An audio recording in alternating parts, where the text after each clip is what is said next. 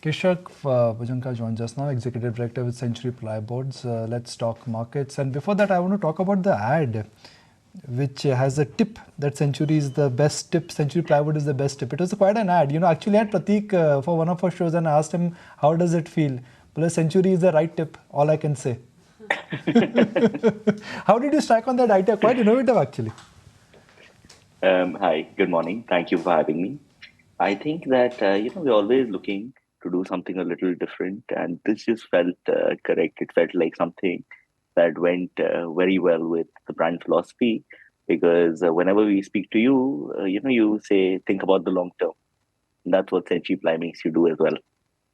You're moving into now designer plyboards, right? I thought it was always a very sensitive market, and now you got a designer range there. So it's not really a designer plywood; it's a designer laminate. But again, the objective was to do something a little different. And you'd be very happy to know we're not the first in India, we're the first in the world to come up with a branded designer laminate.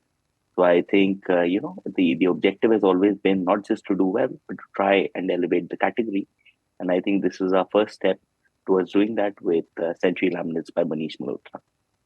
I'm sure that designer collab comes with a hefty price tag as well, Keshav. Are you seeing premiumization even when it comes to veneers? Because that's the trend pretty much across the board.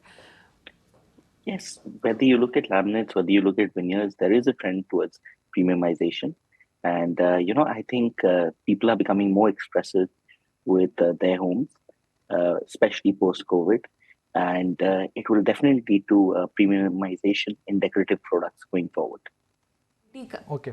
When we spoke to you last, you were sounding not very excited about the demand trends, but that's a conversation which happened, let's say, three and a half weeks ago.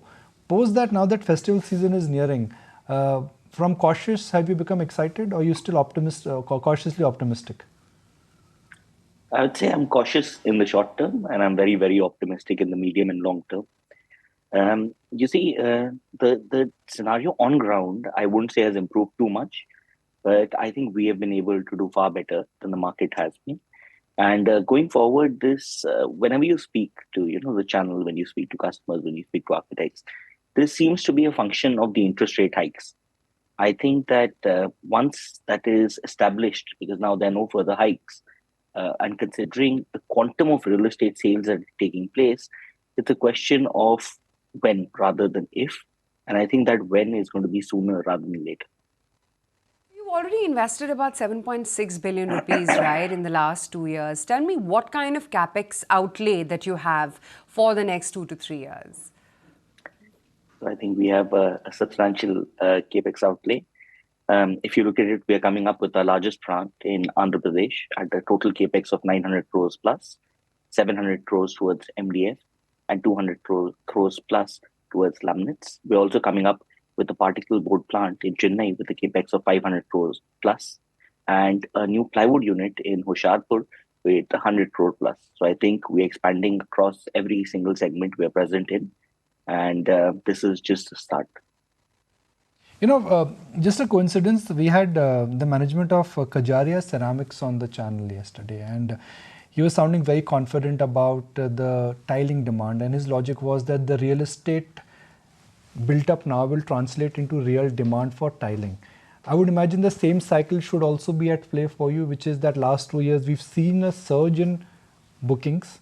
Now the delivery from the builder has started, and when you buy a house, you tile it up, and then you put a furniture on it, then you start building your wardrobes, then you start taking care of other things where wood is required. How come you're not feeling the advantage of that cycle? Because the Kajaria management was very clear that the cycle is now very favorable. I think, it could be a difference in the timing of purchase for the customer. If you look at tiles, if you look at sanitary, if you look at other products, they are normally much earlier than a plywood. A plywood or laminate would be a little later when, a customer makes a house into a home. At that point in time, demand for products comes. But when a building is being finished, at that point, the demand for tiles or the demand for faucets, sanitary ware, etc., is strong. So I think it is about timing. Maybe our demand would come 2 to 3 months later, but that is the delta or the difference that could take place. Otherwise, like I told you, in the medium term, we're fairly confident. How would you map the competitive landscape for us? There was a huge advantage which you got because the unorganized market became organized market. That added to your numbers. But now if you do some channel checks, the unorganized guys are also getting efficient. They're managing their cost well. So they're coming together as small groups. So that huge tailwind of unorganized becoming organized, is that tailwind still on, or the speed of the tailwind has got diluted? No, I think it is highly positive for the industry with the unorganized trying to become more organized. Whether they're successful or not is a different question. And at the same time, you see, today we're the most efficient manufacturers, we're the highest price sellers. So if you look at it, we have economies of scale, we have every single advantage. The advantage that the unorganized had was poorer quality and tax advantage. So now that is getting corrected, we are very, very bullish that the roadmap for us becomes even stronger. What is next for CenturyPly boards? Designers have already come in. Value chain change has already happened. Capex had kicked in. What is next? Next 3 years, what is the big announcement I should expect from you? We're going to do more of the same. And we are always working on giving our customers products that they haven't been able to experience till date. So you can expect some more announcements on the product side. And we are fairly confident that we'll be able to deliver greater value for customers. We wrap one question purely for next 2 quarters. Do you think the second half will be better or significantly better than first half? From our previous conversations, I'm an optimist, but definitely the second half is likely to be far better.